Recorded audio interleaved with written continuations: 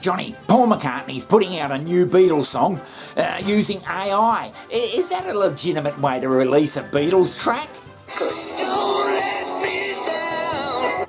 Yeah, Johnny, that's right. He got this bloody cassette off Yoko years ago, and they've been farting around with it recently, using AI to sort of lift John's voice out of that bloody quagmire of shitty sound and produce a new single.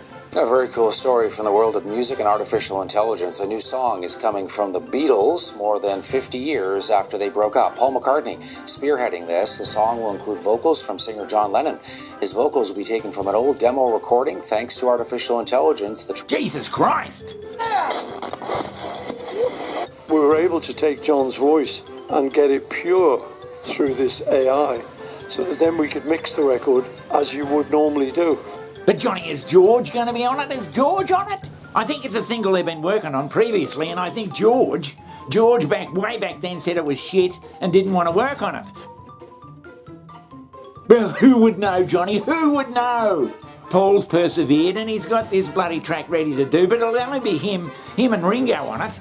So Paul will have to do all the voices and play all the guitars and fucking add everything to it.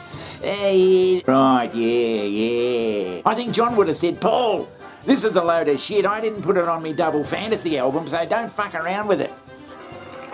I reckon George would say it's a load of bloody bullshit. Well, I suppose if you took John's voice from his... but this is what AI is going to produce, Johnny. You could get a conversation John was having back in 1975 with someone, run it through bloody AI, get it sort of put to a melody so that it sounds like a bloody song, and fucking release that. Well, that couldn't be bloody. That wouldn't be legitimate.